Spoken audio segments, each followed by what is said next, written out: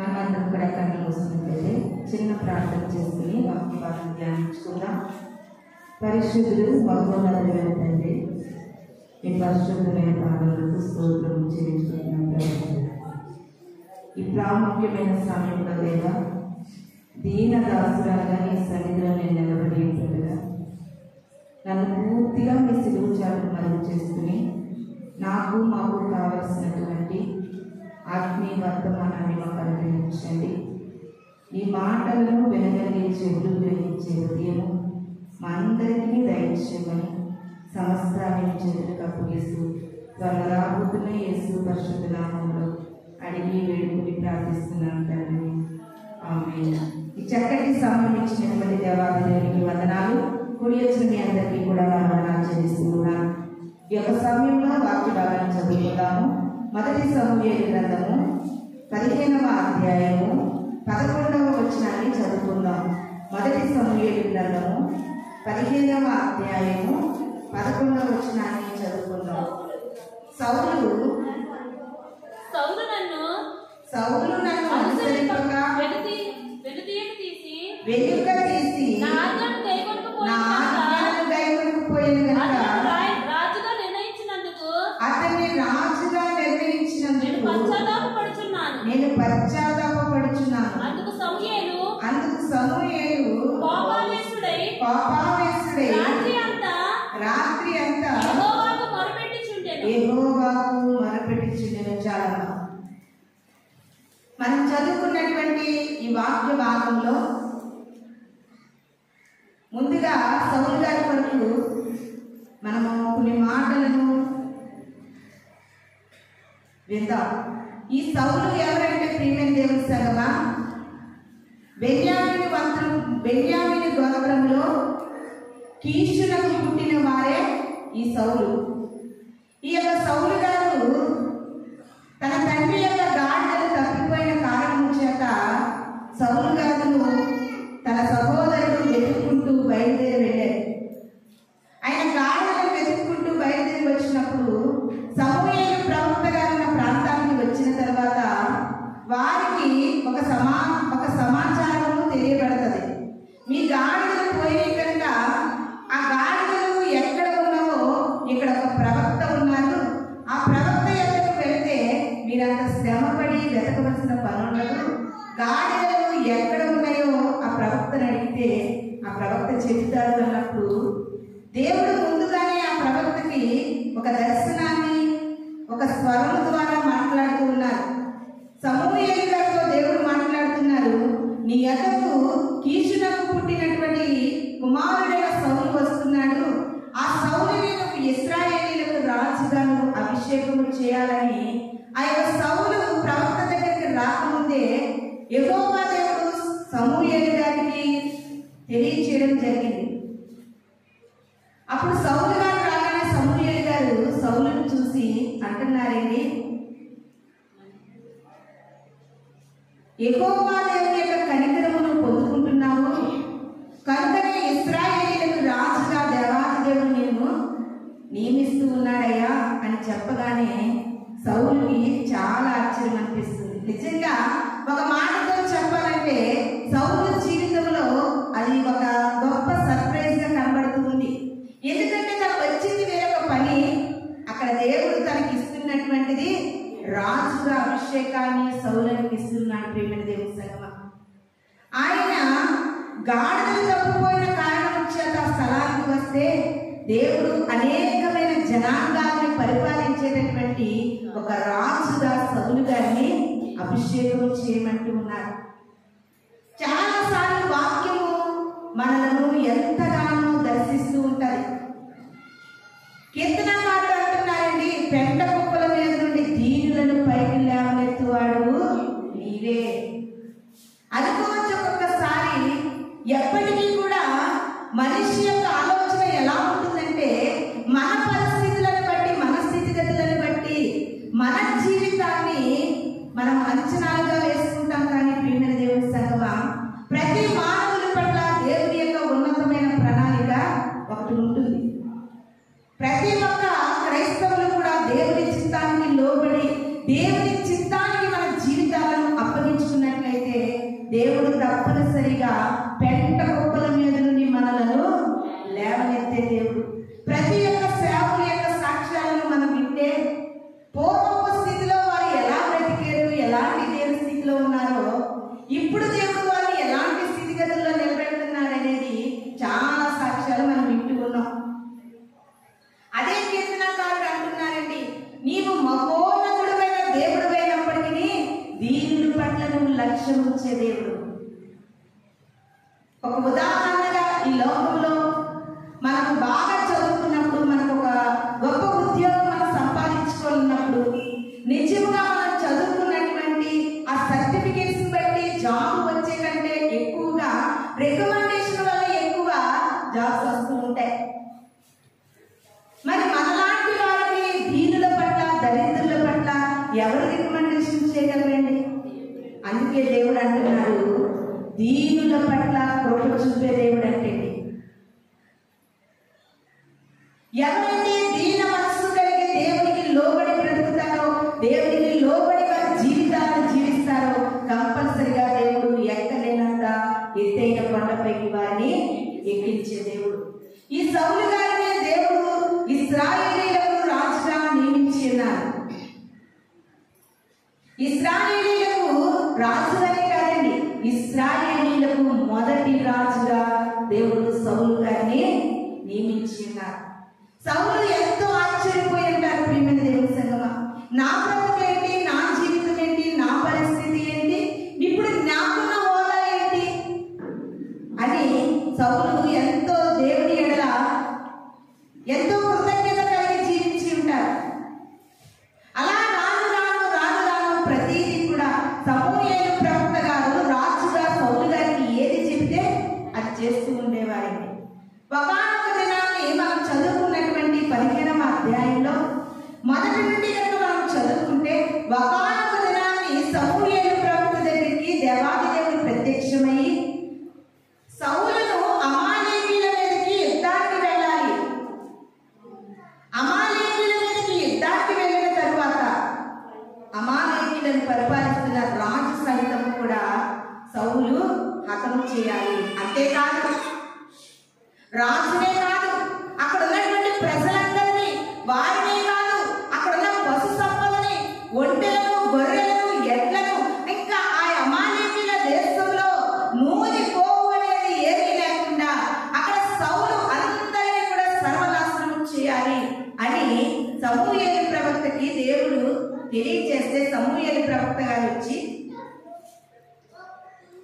సౌలు గారికి తెలియజేసినప్పుడు, సౌలు గారు 2 లక్షల మంది సైన్యాన్ని, 10,000 మంది యూదులను వెంట పెట్టుకుని సౌలు గారు అమాలేకీయుల మీదకి యుద్ధానికి వెళ్ళారు.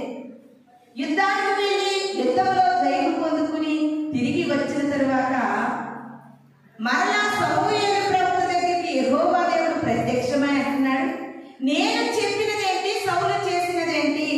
ప్రశ్న. నేను చెప్పినదేంటి, సౌలు చేసినదేంటి? ఇది నాని సౌలు గారి యొక్క స్థానంలో మనం ఉంటే, ప్రియమైన దేవుని సంగమా, ఇది నాని సౌలు గారి స్థానంలో మన హృదయాలను, మన జీవితాలను మనం పరీక్షించుకోగలిగితే, వాక్యం చెప్పేదేంటి, నువ్వు చేసేదేంటి, దేవుడు చెప్పిందేంటి, మనం చేస్తున్నదేంటి అనేది కూడా మనలను మనం పరీక్షించుకోవాల్సినటువంటి అవసరత ఎంతైనా ఉన్నది.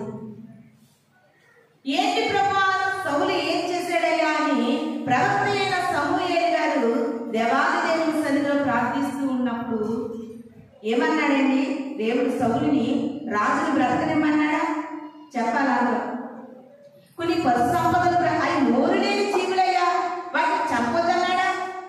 సమస్తాన్ని సర్వనాశనం చేయమంటే సౌలు గారు ఏం చేశారంటే, ప్రియమైన దేవుని సంగమా, మనం చదువుకున్నటువంటి 15వ అధ్యాయంలో 9వ వచనాన్ని మనం చదువుకుందామండి. సౌలును జనులను కూడి ఆగామును, గొర్రెలలో, ఎడ్లలో, క్రొవ్విన గొర్రె పిల్లలు మొదలైన వాటిలో మంచి వాటిని నిర్మూలన చేయక కడగా పనికి రాని నీచ పశువులన్నిటిని నిర్మూలన చేసెను. హల్లెలూయా, హల్లెలూయా.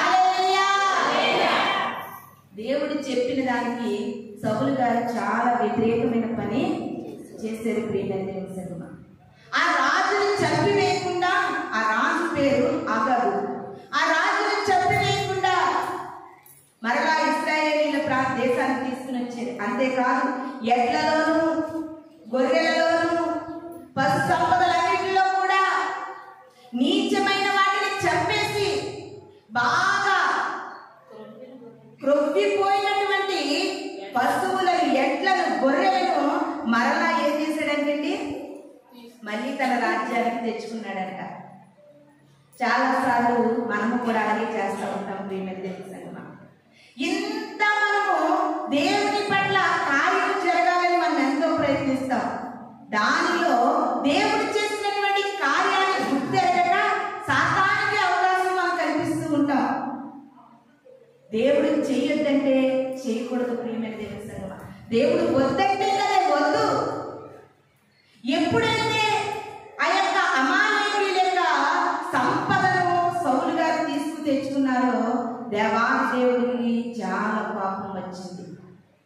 దేవాది దేవునికి కోపం వచ్చింది. అందుకనే మనం చదువుకున్నటువంటి వచనంలో యెహోవా వాక్కు సమూయేలునకు ప్రత్యక్షమై ఇలా సెలవిచ్చింది, సౌలు నన్ను అనుసరింపక వెనుక తీసి నా ఆజ్ఞలను గైకొనకపోయాను. హల్లెలూయా, హల్లెలూయా.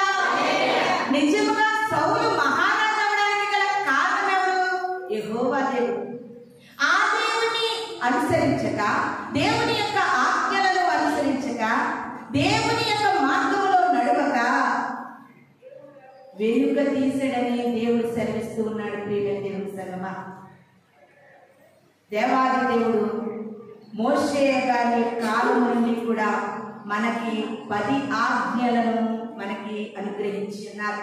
ఆ కాలం నుండి ఈ కాలం వరకు కూడా మనము ఆజ్ఞలను అనుసరించే బిడ్డలుగా ఉండాలి. ధర్మశాస్త్ర గ్రంథాన్ని అనుసరించే బిడ్డలుగా ఉండాలి. అంతేకాదు అపోస్తలుడైన పౌలు గారు ఇవన్నిటినీ కూడా తన జీవితంలో అనుసరిస్తున్నారు కనుక, నేను క్రీస్తుని పోలి నడుచుకుంటున్న ప్రకారము మీరు నన్ను పోలి నడుచుకోండి అని పౌలు గారు సెలవిస్తూ ఉన్నారు. దేవుని యొక్క ఆజ్ఞలలో ఏ ఒక్కటి నువ్వు తప్పిపోయినప్పటికీ కూడా ఆజ్ఞ అతిక్రమమే పాపము. ప్రియమైన దేవుని సంగమా, క్రైస్తవులుగా జీవిస్తూ దేవునిలో మనం రక్షణ పొంది దేవుని యొక్క సన్నిధానం చేరుతూ దేవుని కొరకు మనము జీవిస్తూ కూడా దేవుని యొక్క ఆజ్ఞలను మనం అనుసరించకపోతే సౌలుని దేవుడు ఏ ప్రశ్న వేస్తున్నాడో ఈ దినాన్ని మనలను కూడా దేవుడు అదే ప్రశ్న అడుగుతున్నాడు. అనుసరించలేదంటే సౌలు ఏం చేయలేదు? అనుసరించలేదు. నీవు దేవుని అనుసరించి కనుక నీ జీవితాన్ని కొనసాగించలేకపోతే అది ఏదో ఒక రోజున మనకి ప్రమాదం. ప్రియమైన దేవుని సంగమా, అది ఏదో ఒక రోజున మనకి నష్టం. దీన స్థితిలో ఉన్న సౌలుని తీసుకొచ్చి సంపన్న స్థితిలో పెట్టినప్పుడు కొద్ది కాలానికి దేవుని యొక్క ఆజ్ఞలను మీరిపోయాడు. దేవుని మాటలను లెక్క చేయలేనటువంటి వ్యక్తిగా సౌలు మనకి కనబడుతూ ఉన్నాడు. ఈ యొక్క సౌలు జీవితాన్ని దినాన్ని దేవుడు మన కళ్ళ ముందు పెడుతూ ఉన్నారు.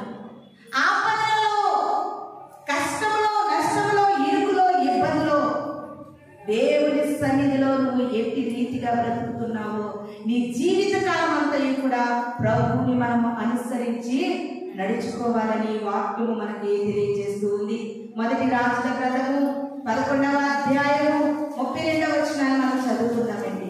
మొదటి రాజుల గ్రంథము 11వ అధ్యాయము 32వ వచనాన్ని చదువుకుందాం.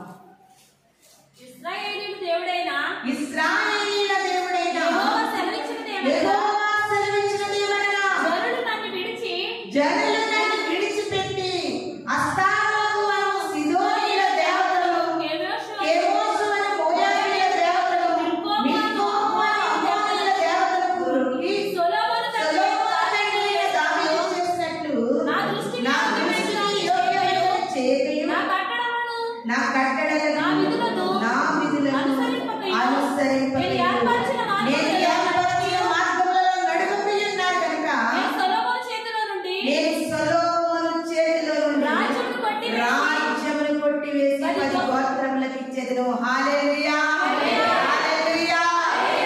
ప్రియమైన దేవుని సంగమా, ఏ సౌలుకైతే దేవుడు తన రాజ్యాన్ని అప్పగించాడో సౌలు వంశపు వారు ఎవరు కూడా ఆ రాజ్యాన్ని పరిపాలించకుండా దేవుడు సౌలుతోనే దాన్ని అంతం చేశాడు. ప్రియమైన దేవుని సంగమం, ఆ తర్వాత రాజుగా నమ్మకస్తుడైన దావీదు గారు కనబడుతూ ఉన్నారు. దావీదు గారిని మళ్ళీ పట్టాభిషేకం చేసి రాజుగా నియమించారు సౌలు తర్వాత. దావీదు గారు ఏం చేశారంటే దేవుని సన్నిధిలో తన యొక్క వంశం అంతా కూడా రాజ్య పరిపాలన చేయాలని దేవుని సన్నిధిలో ఆయన ప్రార్థించారు.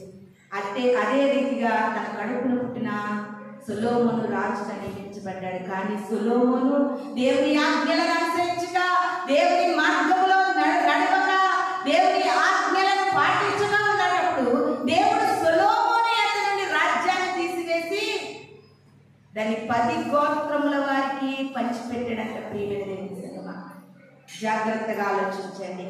ఆయన నిన్ను కనికరించి నిన్ను ప్రేమించి ఏదైతే నీకు ఇచ్చారో దాన్ని బట్టి నువ్వు కృతజ్ఞతాస్థితి కలిగి దేవుని అనుసరించి దేవుని ఎడలను నమ్మకముగా బ్రతకగలిగితే రెట్టింపుగా దేవుడు నిన్ను ఆశీర్వదిస్తాడు. అంతేకాని ఆయనను అనుసరించక, ఆయన ఆజ్ఞలను గైకొనక జీవించినట్లయితే ఆయన తీసివేస్తాడని వాక్యము మనకి క్లుప్తముగా తెలియజేస్తూ ఉంది. అదే రాజు 2వ రాజుల గ్రంథము 17వ అధ్యాయము 36వ వచనాన్ని చదువుకుందామండి. 17వ అధ్యాయం 36వ వచనం.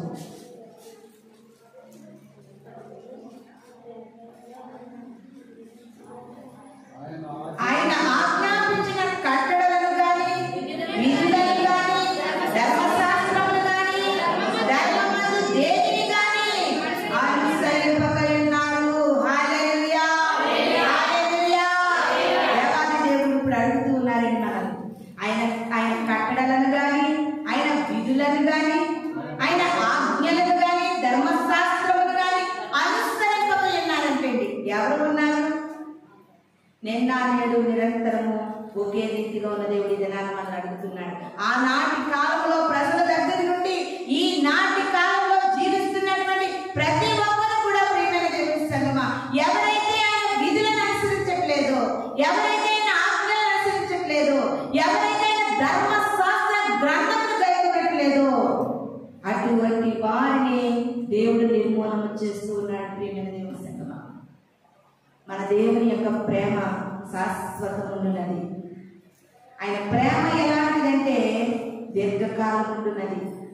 ఆ ప్రేమతోనే మన కొరకు ప్రాణం పెట్టాడు. ఆ ప్రేమతోనే మన కొరకు మృత్యుంజయుడు తిరిగి లేచాడు. అదే ప్రేమను నువ్వు ఆశ్రయంగా తీసుకుంటే ప్రియమైన దేవుని సంగమా, నష్టం నీదే. అందుకే అపోస్తులైన పౌలు గారు అంటున్నారు, మోసపోకుడి దేవుడు వెక్కిరింపబడడు. మోసపోకుడి దేవుడు వెక్కిరింపబడడు.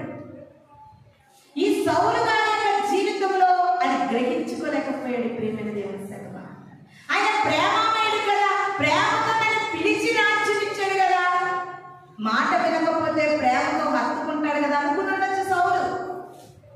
మనం నమ్ముకున్న దేవుడు ఎంత ప్రేమమయుడో దానికి మించిన న్యాయాధిపతి అయిన దేవుడు. న్యాయము, ఆయన వాక్యంలో న్యాయం ఉంటే ప్రియమైన దేవుని సంగమా, తప్పుకి శిక్ష కంపల్సరీ జరగవలసిందే. ఎందుకంటే దేవదూతల సైతం కూడా తప్పు చేస్తే విడిచిపెట్టలేని దేవుని మనము నమ్ముకుంటున్నాం. ఇది నువ్వు ఎవరిని అనుసరిస్తూ ఉన్నావు? ఎవరిని నువ్వు అనుసరిస్తూ ఉన్నావు?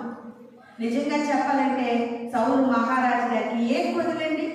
ఇశ్రాయేలీల దేశానికి గొప్ప రాజుగా దేవుడు నియమిస్తే ఆ ఎట్లు ఆయనకు కావాలా?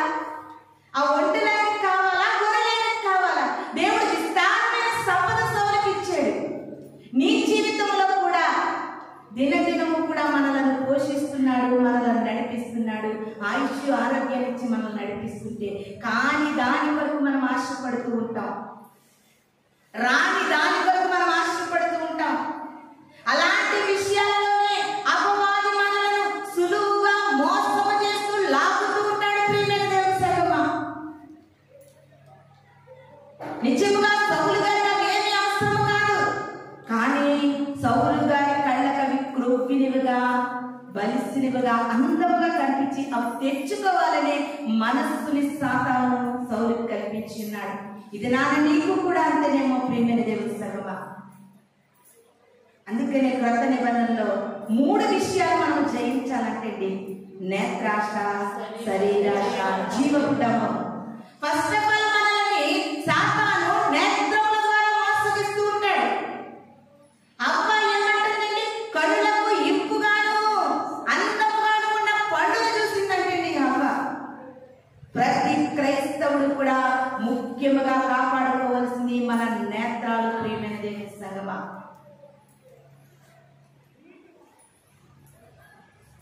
ఎందుకంటే యేసుక్రీస్తు ప్రభువు వారు సువార్త ప్రకటిస్తూ ఉన్నటువంటి దినాలలో మంది సువార్తను అంటున్నారండి, నీ కన్ను చెడినదైతే దేహమంతా చెడిపోతుంది. సౌలు జీవితంలో ఆ కన్ను వాటి మీద పడింది, అవి తెచ్చుకున్నాడు. రాజ్యము పోయింది, దేవుని యొక్క అనుగ్రహం మిస్ అయిపోయాడు, దేవుని కటాక్షాన్ని కోల్పోయాడు. లాస్ట్కి సౌలు జీవితం ఎలా మారిపోయిందంటే, ఒక సున్నతి లేని ఫిలిస్తీని చేతిలో నేను చచ్చిపోవట కంటే నా కత్తి చూసి నేను చచ్చిపోతానని తన కత్తి మీద తనపడి చచ్చిపోయాడంటే. దీన్ని బట్టి నాకు ఏమర్థమవుతుందో తెలుసా? దేవుడు న్యాయవంతుడేనా, నిజమైన వాడేనా?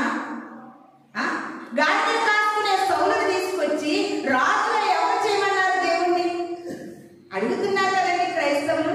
దేవుడా నాకు అన్యాయం ఎందుకు చేసావు, దేవుడు ఎందుకు ఈ కార్యం చేశాడు అని ఇది నా క్రైస్తవులు ప్రశ్నిస్తూ ఉన్నారు. కాదు కాదు ప్రియమైన దేవుని సంగమా, మనము మన పరిస్థితులకు మనమే కారణం. సౌలు గారి యొక్క జీవితం అంత కొలాప్స్ అయిపోవడానికి గల కారణము మాట విననల్లని తనము, దేవుని అనుసరించలేని జీవితము, అనుసరించలేని మనసు ప్రియమైన దేవుని సంగమా. అలనాడు సమూయేలు గారు గొప్ప ప్రవక్త, వాక్యము ధ్యానిస్తూ ఉంటే ఈ మాటలను పదే పదే ఆలోచింపచేసింది. ఆయన గొప్ప ప్రవక్త కదా, సౌలు రాకుండానే సౌలును రాజుగా నియమించాలనుకున్నాడు కదా. అలాంటి సౌలు గారి యొక్క ఆధ్వర్యంలో, సమూయేలు గారి యొక్క ఆధ్వర్యంలో సౌలు జీవితం ఎందుకు ఇటు రీతిగా మారిపోయింది?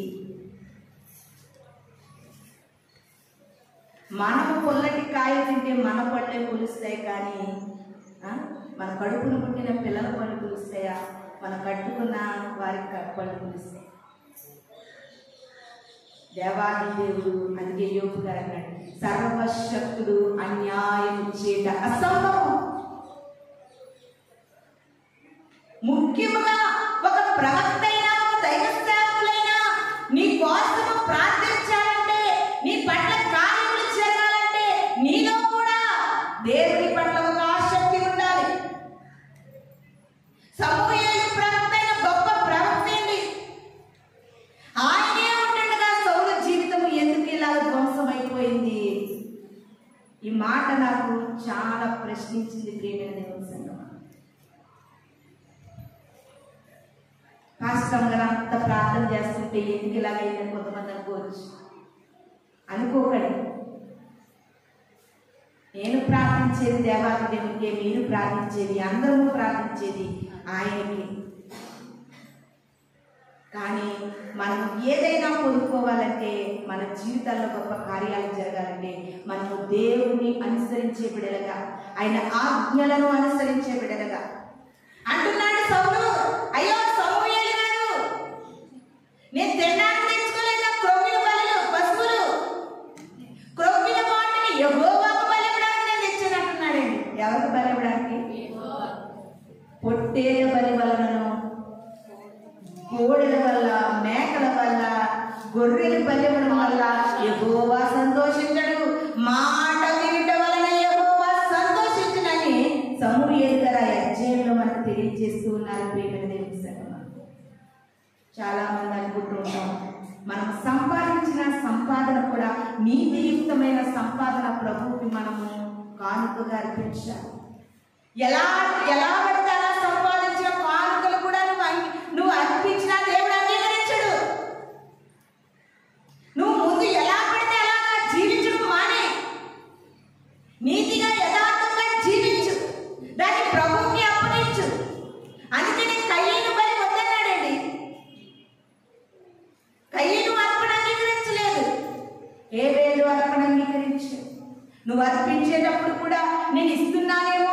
అర్పిస్తున్నానేమో అనుకుంటున్నావేమో ప్రియమైన దేవుని సంగమా. బలులు అర్పించడం కంటే కూడా మాట వినుట శ్రేష్టమని నువ్వు గ్రహించాలి. ప్రతి క్రైస్తవులు కూడా ఇది నాని మనము ఎవరిని అనుసరిస్తున్నాం చూడండి.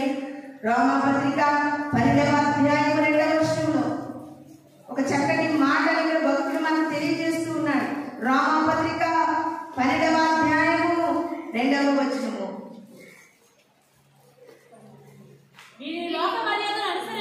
మీరు ఈ లోక మర్యాదలను అనుసరింపక ఉత్తమమును దేవునికి అనుకూలమునైన సంపూర్ణమునైన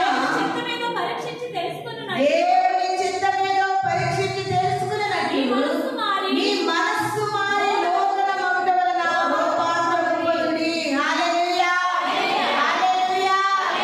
చాలా మంది అంటున్నారు ఈ లోక పారంపర్యాచారాలు, ఈ లోక మర్యాదలు విడిచిపెట్టలేకపోతున్నారు.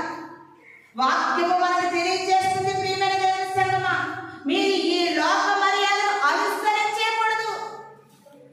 దేవుని అనుసరిస్తున్న బిడ్డలు లోక మర్యాదను మనం అనుసరించకూడదు. లోక మర్యాదను అనుసరించకూడదు. చాలా మంది ఏ రోజు మంచి రోజు, ఎప్పుడు మంచి రోజు, ఎన్ని గంటలకు మంచి రోజు,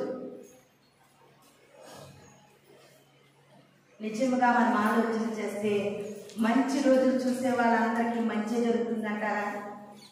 నిజంగా మంచి జరిగితే అది కరెక్ట్ అని కూడా నేను చెప్పగలను ప్రియమైన దేవుని సంగమా. దేవుని చిత్తాన్ని తెలుసుకుని మనం ముందుకు సాగడమే మనకు మంచి రోజు. లోక మర్యాదలను మనం అనుసరించకూడదు, లోకాచారాలను మనం అనుసరించకూడదు, పారంపర్య ఆచారాలను మనం అనుసరించకూడదని ఇక్కడ అపోస్తలుడైన పౌలు గారు రోమపత్రికలో మనకు తెలియజేస్తూ ఉన్నారు. చాలా మంది క్రైస్తవులు పేరుకు మాత్రమే కానీ అనుసరించేవన్నీ కూడా లోకాచారాలు, లోక మర్యాదలు, పారంపర్య ఆచారాలు. ప్రియమైన దేవుని సంగమా, ఇంకా నువ్వు వాటి వైపు దృష్టి మళ్లిస్తూ ఉన్నావంటే దేవాది దేవుని యొక్క శక్తిని నువ్వు ఇంకా గ్రహించలేకపోతున్నావేమో. చాలా సార్లు చెప్తూ ఉంటారండి, మరి దేవుడి కృపను బట్టి ఈ మధ్య మనలోనికి నూతనమైన దంపతులు వచ్చారు. నేను చాలా సార్లు చెప్పే ఉంటాను ఈ విషయం. మా వివాహము దగ్గర నుండి, నిశ్చితార్థం దగ్గర నుండి ఏది మంచి రోజు లేదండి. లేదు ప్రియమైన దేవుని సంగమా, ప్రతీది కూడా ప్రార్థన ప్రార్థన ప్రార్థనే. మనం ఆచరించకూడదు, అవి మనం అనుసరించకూడదు. సౌలు దేవుని యొక్క ఆజ్ఞలను అనుసరించలేదు. సొలొమోను దేవుని యొక్క ఆజ్ఞలను, ధర్మశాస్త్రాన్ని అనుసరించలేదు. ఈ దినాన ధర్మశాస్త్రం నీకు ఏమి చెప్తుందంటే లోక మర్యాదను అనుసరించకూడదు. ఒప్పుకుంటారండి క్రైస్తవులు? ఎంతవరకు ఒప్పుకోగలుగుతున్నారు లోక మర్యాదను అనుసరించకుండా బ్రతకాలని? నిన్ను నువ్వు ప్రశ్నించుకో, నిన్ను నువ్వు సరి చేసుకో ప్రియమైన దేవుని సంగమా. యెహెజ్కేలు గ్రంథము 20వ అధ్యాయము 21వ వచనము. యెహెజ్కేలు గ్రంథము 20వ అధ్యాయము 21వ వచనము. అయినను ఆ జనులు సహా నా మీద తిరుగుబడి తాము అనుసరించి బ్రతకవలనని నేను ఇచ్చిన నా కట్టడలను అనుసరింపకయు నా విధులను గైకొనక నేను ఇచ్చిన విశ్రాంతి దినములను అపవిత్రపరిచి గనుక వారు అరణ్యములో ఉండగానే నేను నా రౌద్రాక్షి వారి మీద కుమ్మరించి నా పాపము వారి మీద తీర్చుకుందునని అనుకుంటుని. చూడండి, ఆ జనులు సహా ఏ జనులు? మన పితరులైనటువంటి ఇశ్రాయేలీలు. కీర్తన భక్తుడు రాశాడండి, 40 ఏళ్ల కాలము ఆ తరము వారి వల్ల నేను విసిగిపోయానంటున్నాడు దేవాది దేవుడు. ప్రియమైన దేవుని సంగమా, ఇది నాటి ఆ తరము వారి విసిగించగలిగితే క్రైస్తవులుగా జీవిస్తున్నటువంటి మనము దేవుని ఎంత విసిగిస్తూ ఉన్నాము? ఎలా విసిగిస్తున్నామంటే ఆయన అనుసరించకుండా విసిగిస్తూ ఉన్నాం. అనుసరించవలసినవి అనుసరించకుండా అనుసరించలేని వాటిని అనుసరిస్తూ కూడా మనం ఎన్నో ప్రమాదాలను కొని తెచ్చుకుంటున్నాం, ఎన్నో నష్టాలను కొని తెచ్చుకుంటున్నాం, ఎన్నో కష్టాలను కొని తెచ్చుకుంటున్నాం, ఎన్నో ఇబ్బందులను కొని తెచ్చుకుంటున్నాం. దీనికి అన్నిటికీ కారణం దేవుడు కాదు, నువ్వు అనుసరించని కారణంగా నువ్వే తెచ్చుకుంటున్నావు. ప్రియమైన దేవుని సంగమా, ధర్మశాస్త్రమును మనం అనుసరించాలంటే అందుకనే దావీదు భక్తుడు అంటున్నాడు, నీ ధర్మశాస్త్రము నా హృదయంలో ఉన్నది, నా ఆంతర్యంలో ఉన్నది. ఎంతమంది ధర్మశాస్త్రాన్ని ప్రతి దినము చదవగలుగుతున్నాం, ప్రతి దినము మనం ఈ ధర్మశాస్త్రాన్ని తెరవగలుగుతూ ఉన్నాం. ఎప్పటికైనా నువ్వు దినదినము ధర్మశాస్త్రాన్ని తెరవగలిగితే ఏదో ఒక రోజున ధర్మశాస్త్రం నీ ఆత్మీయ నేత్రాలు తెలుస్తుంది. ప్రియమైన దేవుని సంగమా, నేను అనుకుంటున్నానండి, ఒక రీసెర్చ్ చేసామనుకోండి, ప్రతి ఒక్కరికి దినాన్ని మొబైల్స్ ఉన్నాయి. ఉదయం లేచిన దగ్గర నుండి రాత్రి పడుకునేంత వరకు ఒక్కసారైనా ఆ మొబైల్ని టచ్ చేయలేని వారు ఎవరైనా ప్రపంచంలో ఉంటారా? క్రైస్తవులైన మనము మొబైల్ టచ్ చేయకుండా ఉన్నవారు ఉంటామా? లేకపోతే ఒక్క రోజైనా బైబిల్ తెరవకుండా జీవించిన వారు ఉంటారా? ఏ శాతం పెద్దది ఉంటుందంటారా? చూసారా ఎంత దీన స్థితిలోకి మనం వెళ్ళిపోతున్నాము. ప్రియమైన దేవుని సంగమా, ప్రతిరోజు కూడా మనము ధర్మశాస్త్ర గ్రంథాన్ని చదవాలండి. ఆ చదువుతూ ఉంటే ఆ గ్రంథము మనం ఎలా చదవాలి, మనం ఎలా అనుసరించాలి, మనం ఈ లోక మాలిన్యము లోక పాపం అంటకుండా ఎలా బ్రతకాలనేది గ్రంథము మనకు తెలియజేస్తుంది. ప్రియమైన దేవుని సంగమా, అంటే ఈ దినాన్ని ఆ మొబైల్స్ని ఎక్కువ అనుసరించగలుగుతున్నాం, కానీ గ్రంథాన్ని అనుసరించలేకపోతున్నాము. బాగా ఆలోచిద్దాము. ఇది నాని ప్రభు సౌలు గారి ద్వారా మనకు ఒక నూతన పాఠాన్ని నేర్పిస్తూ ఉన్నారు. ఎంత అందమైన జీవితం అండి, ఎంత అందమైన జీవితాన్ని, ఎంత దేవుని అనుసరించకుండా ఎంత దారుణంగా తన జీవితాన్ని తానే నాశనం చేసుకున్నాడు. ప్రియమైన దేవుని సంగమా, పెద్దవాళ్ళు అంటారు కదండి, కొంతమందిని అంటారు, వాడు తీసుకున్న గొంతులో వాడు పడ్డాడయ్యా, ఎవరో తెలియదు. అవునా? అలాగే ఎవరు తీసుకున్న గొంతులో వాళ్ళే పడ్డ వాళ్ళు బైబిల్ గ్రంథంలో మనకు కొంతమంది ఉన్నారు. అందులో ఫస్ట్ ఆఫ్ ఆల్ నాకు అందరికీ గుర్తొచ్చేది హామాను జీవితము. మొర్దుకై కోసము ఎన్నో ఎత్తుగల ఉరికొయ్యని ఏర్పాటు చేసి ఉరికొయ్య హామాని ఎక్కేసాడు. వద్దు, మనం దేవుని అనుసరిద్దాం. దేవుని ధర్మశాస్త్రం ఏం చెప్తుందో నీకు తెలుసు, దేవుడు ఎలా ఉండమంటున్నాడో నీకు తెలుసు, ఎలా ఉండొద్దంటున్నాడో నీకు తెలుసు. సౌలుకి అన్నీ తెలుసు, కానీ అన్నీ తెలుసుండి కూడా సౌలు తప్పిపోయాడు. ప్రియమైన దేవుని సంగమా, ఇది నువ్వు నేను తప్పిపోకూడదనే పరిశుద్ధాత్ముడు మనతో మాట్లాడుతున్నాడు. ప్రభువా, ప్రతి దినము కూడా ఈ వర్డ్ మనం ప్రార్థన చేయాలి. ప్రభువా, నిన్ను అనుసరించి జీవించే జీవితం నాకు కావాలి, నిన్ను అనుసరించి జీవించే జీవితము నాకు కావాలి. నిన్ను అనుసరించలేని జీవితాన్ని నాకు వద్దు, ఎందుకంటే దానిలో చాలా నష్టాలు నాకు కనబడుతూ ఉన్నాయి తండ్రి అని ప్రతి ఒక్కరూ ప్రార్థించుకోవాలి. లాస్ట్ ఒక మాట చూద్దాం. కొలస్సీలకు రాసిన పత్రిక 2వ అధ్యాయము 8వ వచనాన్ని చదువుకుందామండి. కొలస్సీలకు రాసిన పత్రిక. ఆయనను అనుసరింపక మనుషుల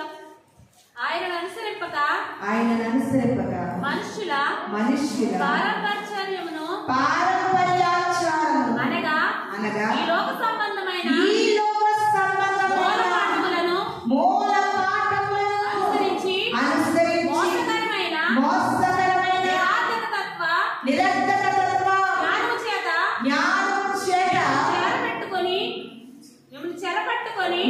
చెరపట్టుకొని పోవువాడెవడైనా ఉండునేమో అని జాగ్రత్తగా ఉండి.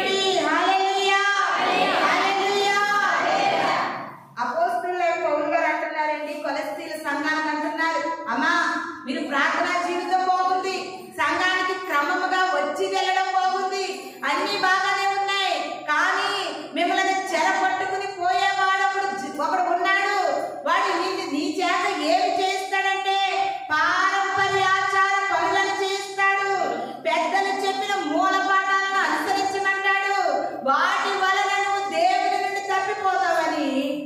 పౌలు గారు ఇక్కడ కొలస్సీ సంఘానికి హెచ్చరిస్తూ ఉన్నాడు.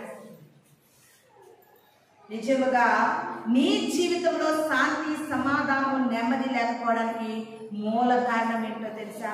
మూల పాఠాలను అనుసరిస్తున్నావు కంపల్సరీ. పారంపర్య ఆచారాలను అనుసరిస్తున్నావు. ప్రియమైన దేవుని సంగమా, సంఘంలో ఎంతో మందికి బాగోలేనప్పుడు, మన మరియకు కూడా బాగోలేనప్పుడు చాలా మంది బలవంతం చేసే తాయితులు కట్టమని సంఘముగా వెళ్ళాము. గంటన్నర 2 గంటల సేపు ప్రార్థన చేస్తాం, వాక్యం రాసాం, వాక్యాన్ని కట్టాం. ఇది నాన్న సజీవురాలుగా మా మధ్యలో దేవుడు నిలబెట్టాడు. మాట ఇచ్చిన దేవుడు నమ్మదగిన వాడు. ప్రియమైన దేవుని సంగమా, నువ్వు జారిపోకు, మూలపాఠాల వైపు పరుగులెట్టకు, పారంపర్యాచారాలను నువ్వు ఆచరించొద్దు. అవి ఆచరించడం వల్ల అంటండి చెర పట్టుకుని పోవాడు వస్తున్నాడంటండి. ఆయన నిన్ను ఎక్కడికి చెర పట్టుకుని పోతాడంటే సరాసరి నరకానికి చెర పట్టుకుని పోతాడంట. ఎందుకు దేవుని కంటే కూడా ఎక్కువగా నువ్వు వీటి మీద దృష్టిని కేంద్రీకరిస్తున్నావు? మనము నమ్ముకున్న దేవుడు నమ్మదగిన వాడు. ఆయన నమ్ముకున్న వారిని ఆయన ఏ మాత్రము సిగ్గుపరిచే దేవుడు కాదు. ప్రియమైన దేవుని సంగమా, ఆయన కొరకు ధీటుగా నిలబడు, ఆయన కొరకు పౌరుషంగా నిలబడు. దేవా, ఏదైనా చేయగలిగితే నువ్వే. నేను ఈ ఆచారాలను వదిలేస్తున్నానయ్యా, ఈ మూల పాఠాలను వదిలేస్తున్నానయ్యా అంటే ప్రియమైన దేవుని సంగమా, అందరిలో కూడా నేను ఘనముగా నిలబెడతాడండి. అందరిలో కూడా నేను గొప్ప సాక్షిగా నిలబెడతాడు. నిజముగా సౌలు అట్టి రీతిగా చేయకపోతే సౌలుని దేవుడు ఇంకా ఎన్నెన్ని రీతిలుగా వాడుకున్నాం. సౌలు 1000 కొలదిగా, దావీదు 10,000 కొలదిగా. ఎందుకు వచ్చిందండి ఆ మాట? దావీదు గారు 10,000 కొలదిగా అనేటటువంటి బిరుదు సౌలుకే వచ్చినేమో.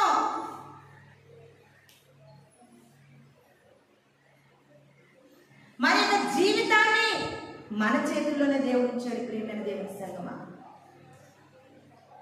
కాబట్టి మనము దేవునిని అనుసరించి నడుచుకోగలిగితే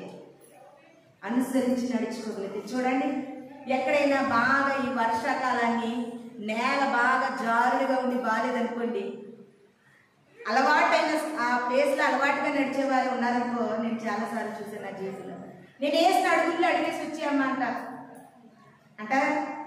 నేను వేసిన అడుగుల్లో అడిగేసి వచ్చే, నీకు తెలియదు కనుక, నాకు తెలుసు కనుక, ఎక్కడ నేల గట్టిగా ఉంటుందో నాకు తెలుసు కనుక నా అడుగుల్లో అడిగేసి వచ్చే. అలా వెళ్తే మనం సురక్షితంగా ఉంటాం. అంటే వాళ్ళకి తెలుసు కనుక వాళ్ళు అనుసరిస్తే మనం సురక్షితంగా ఉంటాం. దేవుడు కూడా అదే చెప్తున్నాడు. నిన్ను పుట్టించిన వాడని నేను, నిన్ను పోషిస్తున్న వాడని నేను. పుట్టింపాని వంచు, పోషింపాని వంచు, గిటింపాని వంచు, బాధ్యుడా. దేవదాసయ్య గారు రాసిన పాట. ఆయన నిన్ను పుట్టించాడు, నిన్ను పోషిస్తున్నాడు, నీ జీవితం ఆయన చేతుల్లో ఉంది. నీవు కనుక ఆయనను అనుసరించి నడుచుకోగలిగితే పెంట కుప్పల మీద నుండి మనలను ఉన్నతంగా లేవనెత్తే దేవుడు. ఆయన మీద నువ్వు పూర్తిగా అనుకో, నీ భారం ఆయన మీద వేయి. ప్రియమైన దేవుని సంగమా, అనుకోని రీతిగా మన జీవితాన్ని ఆయన డిజైన్ చేస్తాడండి. అనుకోము అసలు. నా జీవితంలో ఎన్నో అనుభవాలు నేను పొందుకున్నాను. ఇక్కడ నిలబడి నేను ధైర్యంగా చెప్పగలుగుతున్నాను. ఆయన అనుసరించండి. ఆయన అనుసరించగలిగితే దేవుడు నిన్ను చాలా ఉన్నతమైన స్థితిలో నిలబెడతాడు. దినాన సౌలు గారి ద్వారా దేవుడు మనకి చక్కటి పాఠాలు నేర్పించాడు. నీ కళ్ళు ఎట్టుపోతుంటే అటు పోనవద్దండి, నీ మనసు ఎట్టుపోతుంటే అటు పోనవద్దు. ముఖ్యంగా యవనస్తులైన బిడ్డలకు నేను తెలియజేస్తున్నాను, నీ ఆలోచన ఎట్టుపోతుంటే నువ్వు అటు పోవద్దు. ఎన్ని లాగినా సరే నువ్వు పోవద్దు. దేవుని అనుసరించే మార్గంలో నేను తప్పిపోవద్దు. అట్టి రీతిగా క్రైస్తవులుగా మనం జీవిస్తే అనుసరించడం ఆ మార్గం సరాసరి నిత్య ఆనందమైన నిత్య రాజ్యంలోనికి మనం చేస్తుంది. ఆఖరి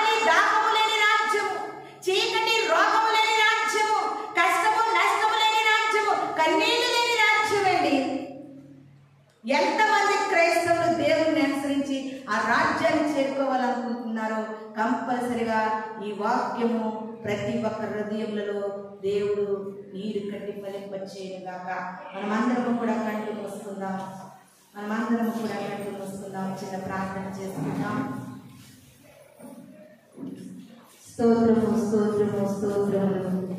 పరిశుద్ధుడు గొప్ప దేవుడు మహోన్నతమైన తండ్రి, మీ పరిశుద్ధమైన పాదములకు స్తోత్రములు ప్రభువా. ఈ దినాన్ని ఒక ప్రత్యేకమైన వర్తమానం ద్వారా లోకాన్ని అనుసరించి అయ్యా చెరపట్టుకుని పోయి అపవాది చేతిలో అనేకులు బంధించబడి ఉంటాడుగా ప్రభువా. మరొకసారి మాకు మేలు కలపడానికి తండ్రి ఈ వాక్యాన్ని మా కళ్ళ ముందు పెట్టినందుకు మీకు స్తోత్రములు.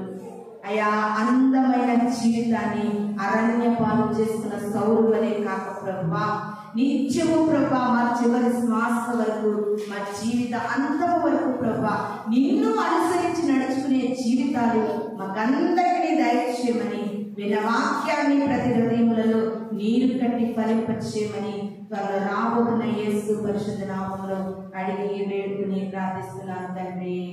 ఆమేన్. మీ అందరికీ వందనాలు.